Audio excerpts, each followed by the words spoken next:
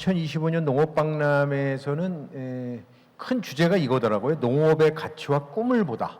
그래서 이 꿈을 보다와 우리가 좀 가치와 꿈을 보다 다 관계가 있는 것 같습니다. 우리가 외연을 확장하고 신시장 또 오늘 아까 발표하신 세 분 보시면은 우리가 이게 문화 콘텐츠로 또 식물 공장으로 또 그런 걸 또 잘 활용해서 이 바이오 소재로 그래서 고부가 가치와 연결되면 뭐 그런 산업도 발달하지만 궁극적으로는 우리 농산업의 발전에도 큰 기여가 되는 이런 아주 좋은 의미 있는 자리였다고 생각이 되고요. 제가 쌀과 한우만 가지고 얘기했는데 전체적으로 우리가 농업이라는 산업을 좀 발전시키려면 저는 농업이라는 게 과거에는 아까 우리 임 교수님의 그림에도 잘 나와 있지만 종자와 농자재부터 생산까지만 농업이라 봤지만 사실은 그 뒷단 뭐 가공, 유통, 소비, 외식 사실은 이 소비 시장 이 시장에서의 수요가 어떤지를 먼저 파악을 해야지만 거기에 맞는 농산물을 공급할 수 있기 때문에 이 밸류체인 전체를 보는 그런 시각이 필요하다고 보는데 결국 우리가 농업을 문화 콘텐츠 산업으로 발전시키려면 재배 생산 쪽이 아니라 소비 시장에서 과연 수요가 어떤 건가? 우리 소비자들, 특히 MZ세대들이 원하는 건 뭔가?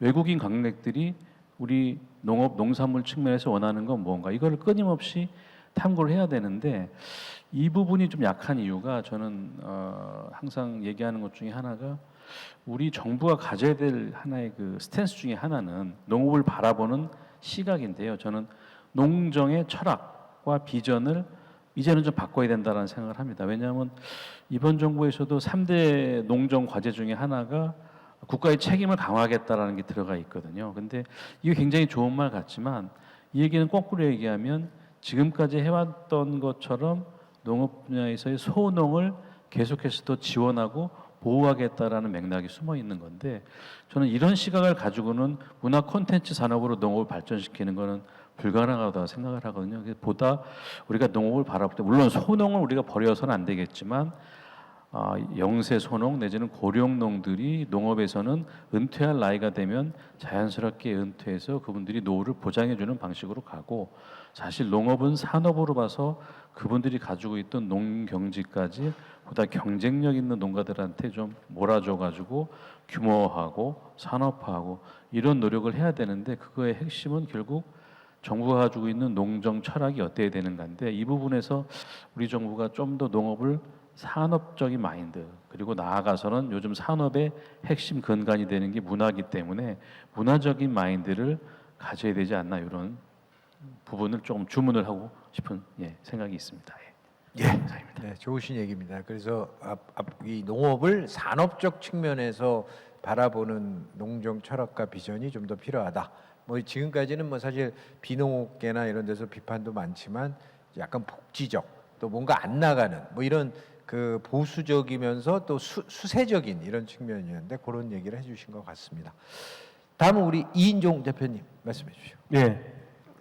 예를 들어서 그 샐러드라는 것의 어떤 이 소비는 매년 한국 같은 경우는 2배 이상씩 증가를 합니다. 예를 들어서 뭐 샐러드 매장이라든가 여러 가지 이제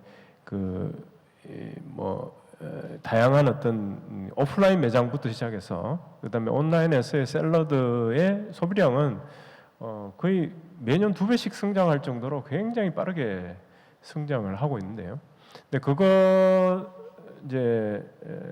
근데 외국 기준으로 보면은 지금은 아직도 사실은 거기 외국에서 샐러드 소비량만큼 우리가 못 따라가고 있죠. 그만큼 어떻게 보면 시장이 성장할 이제 룸은 굉장히 크다라고 보는데, 근데 이제 우리 그 식품안전관리법이라든가 이런 걸 보면은 특히 미국에서는 수직 농장에서 재배된 농작물을 샐러드 믹스라든가 이제 신선 편의 제품으로 시장에서 팔아요.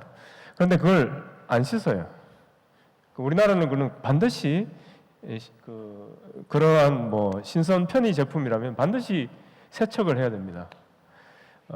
그런데 다 잘 아시겠지만 사실은 식물을 세척을 하는 순간 온갖 박테리아가 다 묻습니다. 오히려 더 안전하지 않은 거죠. 근데 수직 농장에서 굉장히 어떤 깨끗하게 키운 것을 다시 이 물에다가 세척을 함으로써 더 이 안정성을 떨어뜨리는, 그러니까 씻으면 무조건 깨끗하다고 생각을 하는데, 근데 실제 오히려 그런 규제를 농작물에 있는 어떤 병균이라든가 이런 균의 레벨을 조사를 해서 오히려 그런 식으로 규제를 하는 게 훨씬 더 이제 실용적이지 않을까라고 생각을 합니다. 그래서 이게 이 샐러드 시장이 이제 뭐 미국이나 또는 유럽의 어떤 시장으로 막 크가기 위해서는 이러한 이 조그만 분야에서도 어떤 그 좀 더 실용적인 어떤 접근이 필요할 것 같다라는 생각하고요. 그리고 두 번째는 이 유기농하고 사실 수직 농장에서 재배를 하면은 유기농이라고 부를 수가 없어요. 그냥 무농약 채소 이렇게밖에 부를 수 없거든요. 근데 사실 유기농보다 저희가 식물공장에서 재배한 게 훨씬 더 안전하거든요. 유기농은 토양 재배를 하고 이 토양에 대한 어떤 그 굉장히 그러니까 토양에서만 인정되는 그 이제 인정입니다. 그래서 그런데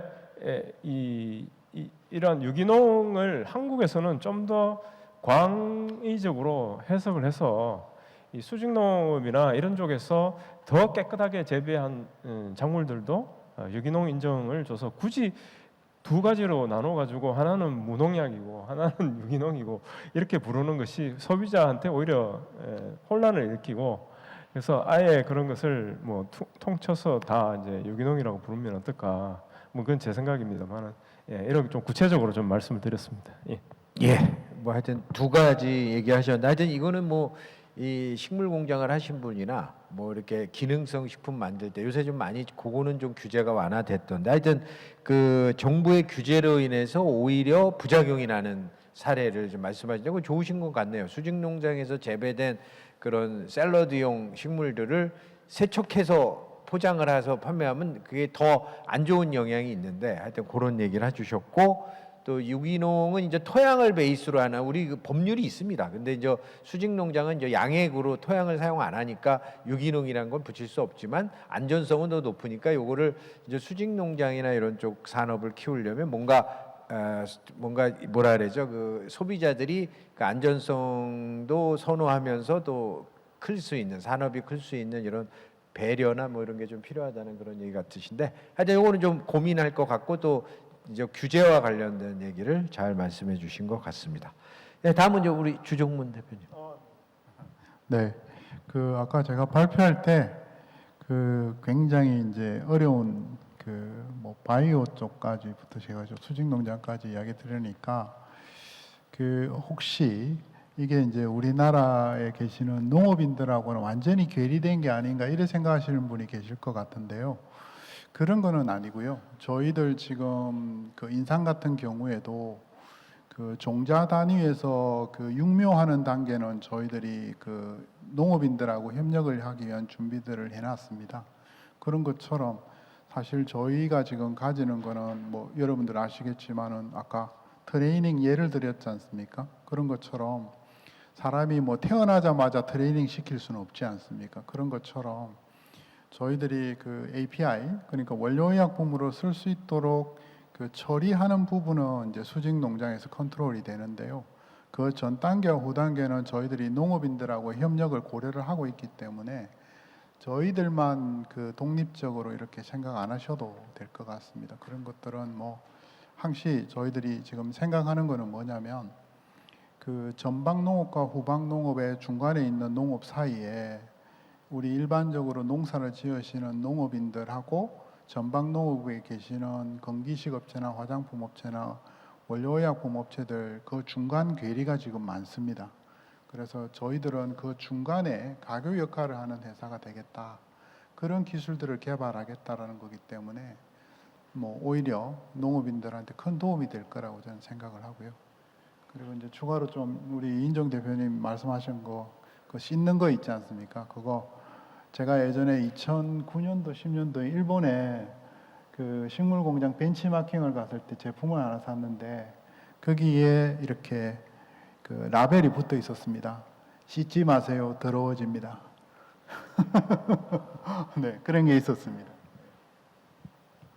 감사합니다. 사실은 대부분 또 그런 아마 저 주종문 대표님네 회사가 대박이 나면요 우리 농업과 연계가 될 수밖에 없습니다. 왜냐하면 천연물 의약품이든 생물 뭐 화장품이든 이런 것들은 대량으로 원료를 필요하기 때문에 아마 본인들이 아마 필요에 의해서도 우리 농민 농업 생산자들과 연계를 하고 뭐 또 생산 기술도 전파하고 뭐 이런 걸 통해서 아마 또 소득을 높이는데 아마 기여해 주실지 않을까 생각이 되고요. 그러면은 우리 여기 이 플로어에서 청중 오신 분 중에서 요거는 좀 어느 분한테 좀 여쭤보고 싶다 이런 거 있으시면은 한두 분만 받을까요? 일단 발표 내용 굉장히 흥미진진하게 들었습니다.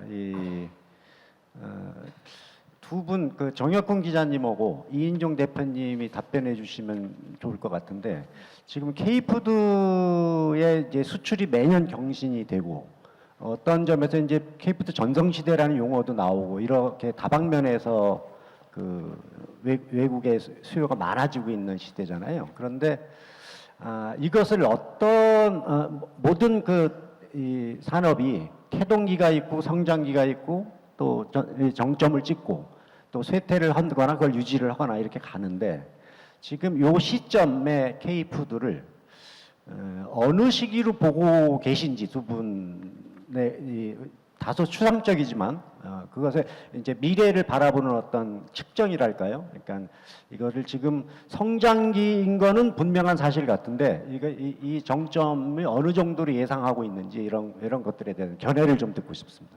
예, 질문 감사드립니다.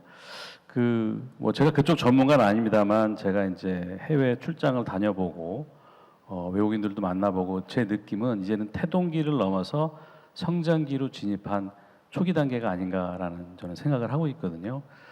그 이유 중에 하나는 제가 작년에는 이제 프랑스 파리를 갔었고 올 여름에는 이제 북유럽을 갔었는데요. 파리에는 한식당이 한 200개 이상 되더라고요. 그게 아주 급증한 정도였는데 제가 그냥 지나가다가 그냥 식당 이름이 밥이더라고요. BAP. 그래서 들어가서 식사 때가 돼가지고 그랬더니 거기 그 사장님이 한국 분이신데 사실은 음식 맛은 잘 없었어요. 주방을 싹 보니까 그 주방장이 약간 그 아랍계 쪽 느낌이 나는 그런, 물론 사장님이 계시지만 사장님은 왔다 갔다 하시니까.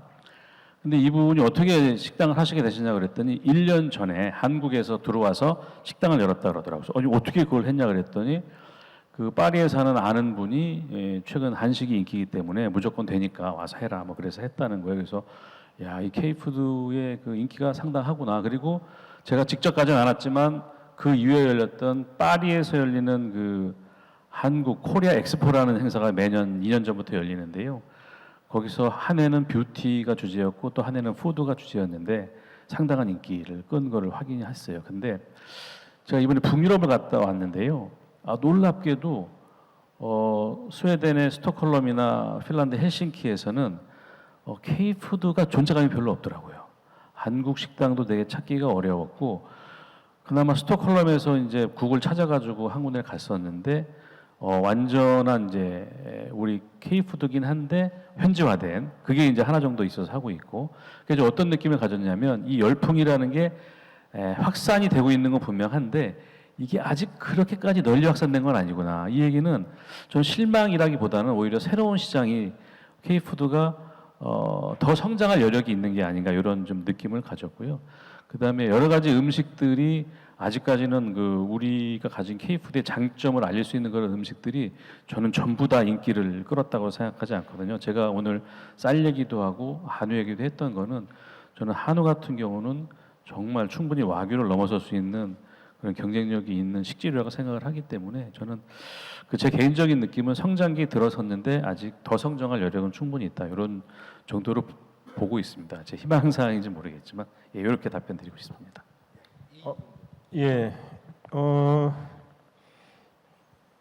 그러니까 이 해외 시장이란 게 특히 굉장히 기술적으로는 어드밴스 됐는데 시장 자체는 엄청 보수적인 시장이에요. 그러니까 뭐 식당에서 우리 그 QR 코드로 찍어서 메뉴 보는 거 이제 미국에서는 이제 쓰기 시작하죠. 그런데 그거 하기 위해서 미국에서는 그 기술 뭐 어려운 기술 아니잖아요. 근데 이 팬데믹이 필요했던 거죠. 사람들이 인식 전환을 위해서. 그 제가 처음 유학을 갔을 때, 그러니까 그때가 이제 80년도 후반인데 저희가 이제 김을 먹으면 사람들이 무슨 종이를 먹는 듯이 이 김에서 나는 참기름 냄새라든가 이런 걸 굉장히 싫어했어요. 그리고 뭐 미역이나 이런 해산물 그런 걸 먹는 것에 대해서 굉장히 기괴하게 보고 그래서 이제 학교에 이제 애들 학교에 김밥을 싸서 가면은 애들이 막 놀리고 막 그랬거든요.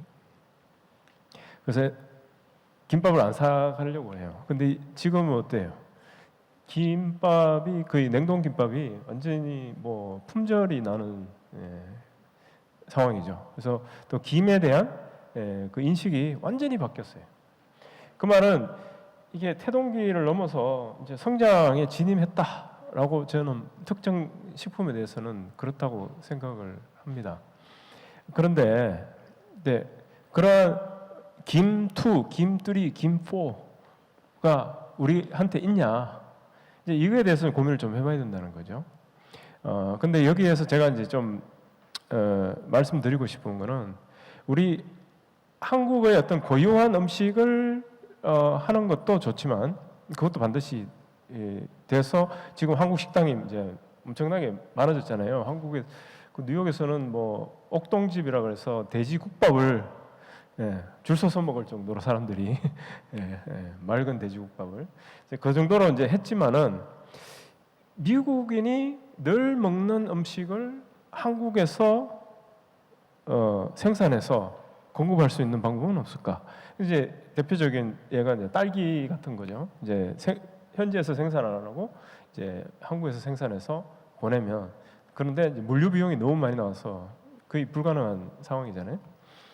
그런데 좀 더 어떤 이 포장 기술이라든가 또는 이것을 좀 더 오래 그 쉘프 라이프가 굉장히 오래 가게끔 어떠한 형태로 이제 변형해서 예를 들면 이제 건강기능식품 같은 거겠죠. 저는 샐러드를 건강기능식품으로 하면 어떨까라고도 생각을 해봅니다. 그렇게 식품처럼 공급할 수 있는 방법이 없을까? 그래서 그런 형태로 좀 더 외연의 확장이 이제 기존에 없는 걸 하기에는 굉장히 힘들어요. 그거는 바닷물을 끓이는 거하고 같은 굉장히 힘든 일인데 기존에 자기들이 잘 먹는 음식을 우리가 직접 생산해서 준다면 그러면 가능성이 크다고 생각을 하는데 이 저변에는 이래요. 한국만큼 아까 이제 쌀 이야기했는데 생산 원가가 낮은 데가 없어요. 쌀도 그렇지만 다른 이 원물도 똑같아요. 왜 그러냐? 자, 이제 재배 원가 중에서 가장 많이 들어가는 부분이 인건비 부분이에요. 근데 고령화 때문에 인건비가 굉장히 높아졌죠. 근데 많은 자동화가 이루어졌어요. 그리고 두 번째, 우리 이제 수직 농장 이야기하면 가장 많이 들어가는 비용이 뭘까요? 전기세죠. 한국이 전기세가 제일 싸요. 농업 전기가. 그런데 여기에다가 한국의 K 브랜드를 붙인다는 거죠. 그러니까 K 브랜드가 가지는 예를 들어서 우리가 이제 물류 문제 다 그런 부분은 이제 문제 부분은 이제 우리가 극복했다고 치고 그냥 한국에서 샐러드를 생산해서 미국으로 보낸다고 생각하면은 한국의 K 브랜드가 있는 샐러드를 섭취하는 것을 사람들이 좋아할까요? 아니면 동남아 저기 태국에서 생산한 것을 더 좋아할 거예요. 한국에서는 어떤 브랜드에 대한 그 한국 K 브랜드에 대한 일단 신뢰가 있기 때문에 사실은 그것을 우리가 잘 레버리지를 하면은 이 시장을 뚫기에도 굉장히 좋겠다. 그래서 K 브랜드와 우리의 낮은 생산 원가를 합쳐서 외국에 수출을 할 수 있는 방법이 없을까? 그러니까 요즘 제가 저한테 던지는 화두입니다. 근데 가장 큰 문제는 어떻게 하면은 이렇게 물류 문제라든가 이런 문제를 해결하는 어떤 방법을 찾아볼까 그렇게 생각하고 있습니다. 예, 알겠습니다. 하여튼 뭐 가능성은 크다. 두 분 다 그런 것 같고요. 지금 아주 성장 초기 단계에 있는 것 같습니다. 저도 확장성이나 우리 가능성은 굉장히 큰 것 같고요. 우리가 어떻게 노력하기에 나름인 것 같습니다. 하여튼 뭐 시간이 다 됐기 때문에 제가 뭐 마무리 요약하고 이제 마치도록 하겠습니다. 뭐 아시다시피 우리 농업 농촌을 둘러싼 이 메가 트렌드를 보면 위기 요인이 더 큽니다. 아까 제가 발표한 거는 뭐 현황을 보여드렸지만 예전에는 이제 통상 위기, 그러니까 농축산물의 시장 개방으로 인한 어려움 이거였는데 지금은 기후 위기가 또 있어요. 또 통상 위기도 끝난 건 아닙니다. 이번에 그 트럼프 관세 협상도 있지만 이제 우리가 CPTPP라고 마지막 FTA가 농업에 파고가 하나 남아 있고요. 근데 이제 그것보다 저는 기후 위기가 더 큰 것 같고요. 농업 재해가 커지잖아요. 그다음에 이제 인력 아까 좀 말씀하셨는데 하여튼 이 인력 인구 위기, 그러니까 농촌에 특히 농업의 인력이 부족한 이런 문제들은 위기. 그래서 요 세 가지 요인을 해서 아직 농업이 굉장히 좌절감에 빠져 있고 우리 농업 생산자들이 또 농업이 어렵다고들 말하는 것 같습니다. 하지만 이제 기회 요인이 있는 거죠. 오늘 여기 발표하신 두 분 정부장님도 말씀하셨죠. 이게 이 일종의 첨단 과학 기술, 또 우리 한류 콘텐츠, 또 바이오 기술, 또 한류 열풍, 또 우리 국민들이 소득이 증가하다 보니까 뭐 우리 국민뿐만 아니라 우리의 국격이 높아지니까 해외 소비자들이 이 K 브랜드 아까 말씀하신 이 그 식품에 대한 농식품에 대한 관심이 높아졌거든요. 화장품도 그렇고 뭐 우리 농업과 관계되는 산업들이요. 그래서 그런 것들은 이제 기회 요인이기 때문에 우리가 기회 요인은 극대화하고 위기 요인은 좀 줄여나가는 이런 노력을 한다면 가능성이 있지 않을까 생각이 되고요. 아무튼 오늘 토론회는 하여튼 이런 현재 굉장히 기후 위기 속에 또 시장 개방 속에 이 성장과 소득이 정체되어 있는 우리 농업 분야를 외연을 확장해서 또 신수요와 신시장을 창출해서 우리 농업에도 도움이 되고 또 그런 이 농업과 연관된 전후방 산업도 대한민국을 대표하는 국가 전략 산업이 되는 이런 거에 어떤 약간의 사례를 볼 수 있는 매우 의미 있는 자리였다고 생각합니다. 아무튼 마지막으로 이 자리를 마련해 주신 주최 측과 발표자 그리고 우리 오늘 여기 지금 계신 분들이 진짜 감사드립니다. 오랜 시간 동안 이렇게 같이 해주셔서 감사드리면서 이상으로 2025년 농업박람회 K푸드와 농업이라는 주제의 컨퍼런스를 마치도록 하겠습니다. 대단히 감사합니다.